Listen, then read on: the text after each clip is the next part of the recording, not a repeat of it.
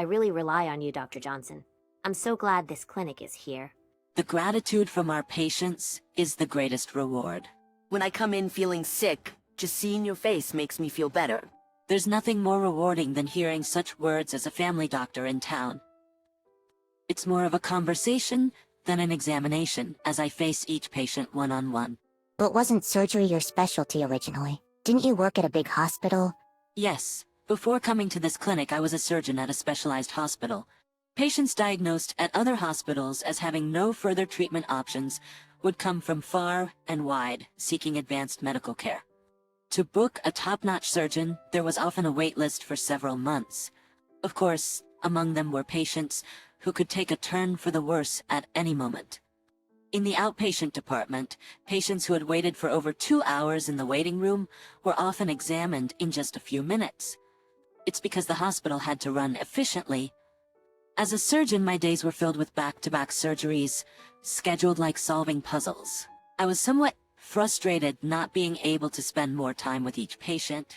However, the hospital was at the forefront of medical technology, so it honed my surgical skills and I found the work fulfilling. Until that day, after finishing the morning consultations, I closed the clinic temporarily.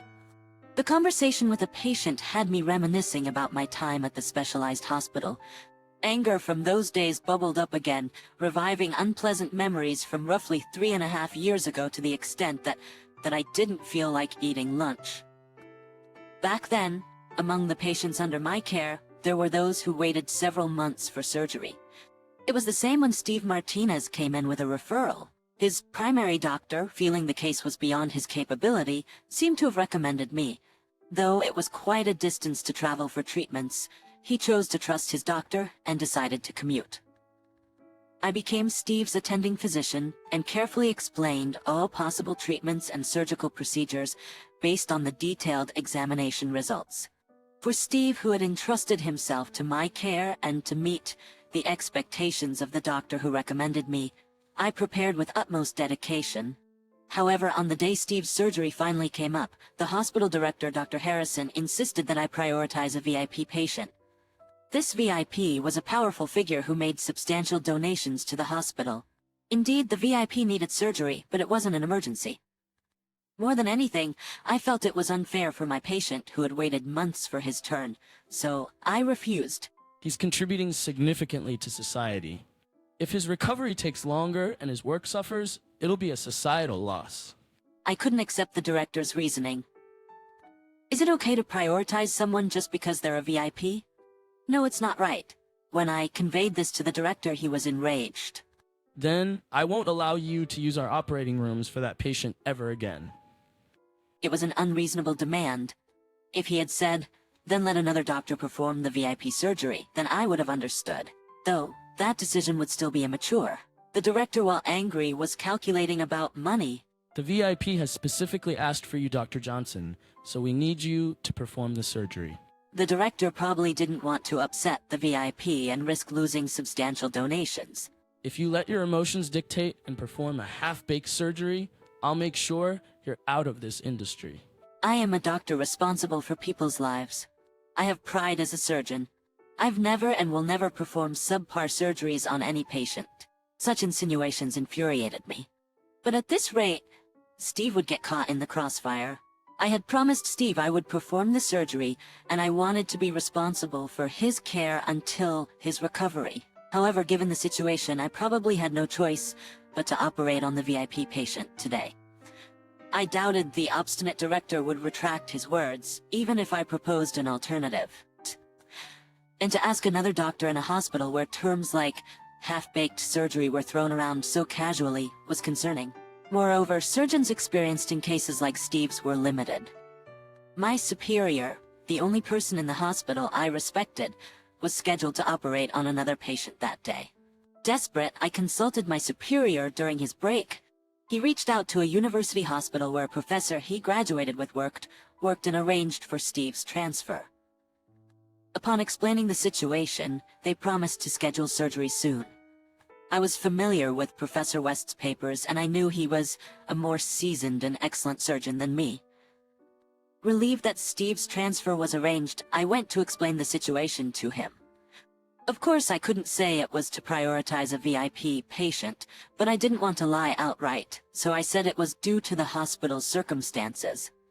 Although Steve had every right to be angry at me, he sympathized, seeing me repeatedly apologize. I really wanted to entrust my life to you, Dr. Johnson, but I've been a businessman too. I know sometimes decisions are made above you, and there's nothing you can do. Seeing a dejected Steve only intensified my guilt. Dr. West is a more experienced and capable surgeon than me. I'm truly praying for your swift recovery. I left Steve in the care of the nurse preparing for his transfer and headed for the VIP patient surgery. After successfully completing the surgery on the VIP patient and around the time he was discharged, I received word from Dr. West at the University Hospital that Steve's surgery had been a success. Ever since Steve's transfer, Dr. West and I had been in regular contact. Through our periodic updates, I was relieved to hear that Steve's post-surgery condition remained stable. Around this time, I got a call from my mom, telling me that the local clinic near our family home, where I grew up, was shutting down. Actually, I frequented that clinic as a child due to my frail health. A significant reason I aspired to become a doctor was because of that clinic's physician, Dr. Swanson. The kids used to playfully call him Dr. Swan due to his name's resemblance to the bird. It was a family clinic that primarily focused on internal medicine and treated everyone from children to the elderly.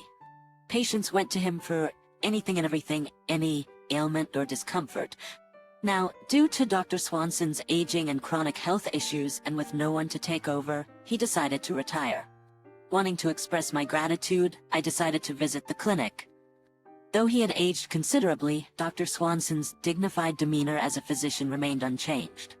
Watching him interact with every patient, not just as a doctor, but as one human to another, I felt like I was witnessing the true essence of a physician.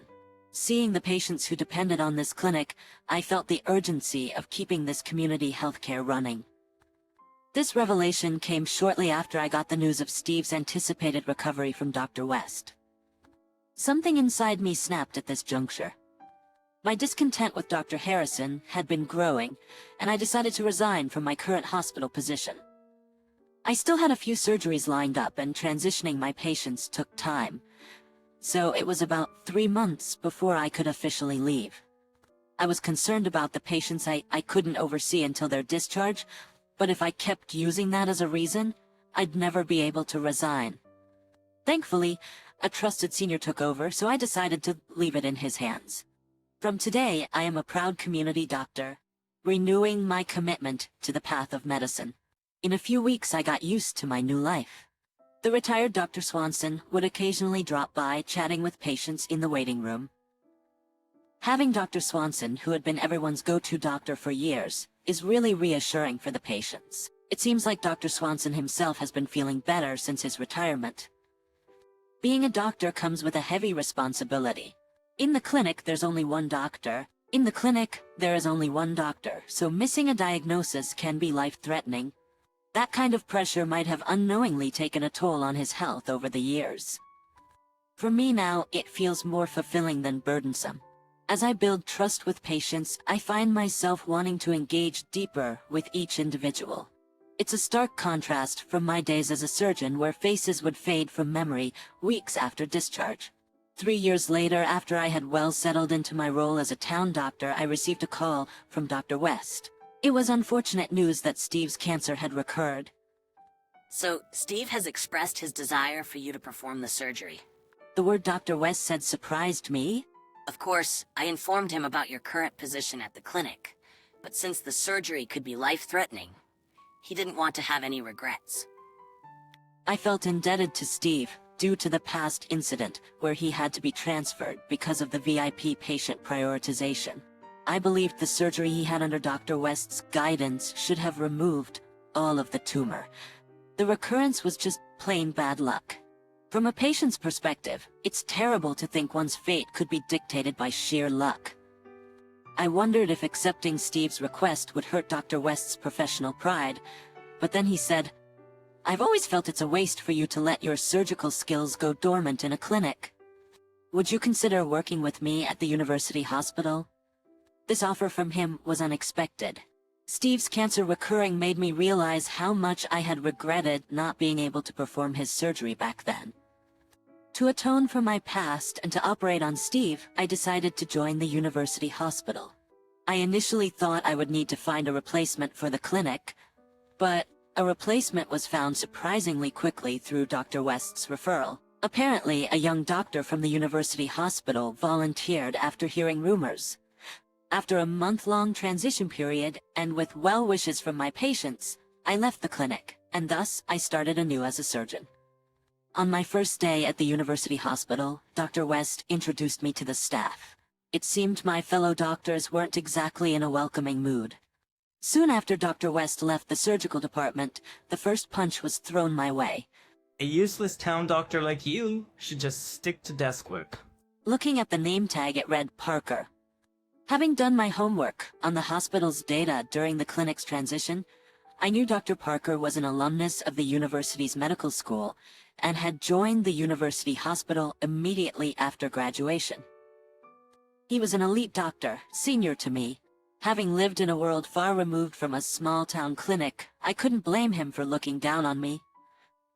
If I put myself in his shoes, maybe I'd have reacted similarly back when I worked at the specialty hospital. Regardless, I was focused on Steve's surgery. While I was still at the clinic, under Dr. West's guidance, another doctor had been treating Steve with chemotherapy and other drug treatments. Of course, during that time I had also been repeatedly simulating the surgery.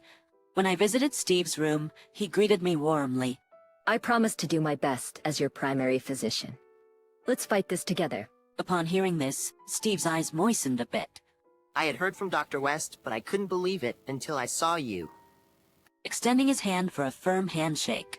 Throughout the preparations for the surgery, Dr. Parker kept challenging me with jibes like, for a mere town doctor, or, despite being just a town doctor. But I didn't let it bother me.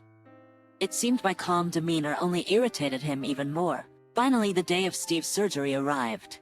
The location of the tumor was extremely rare, and it was a challenging surgery with few successful cases, so naturally I was very nervous.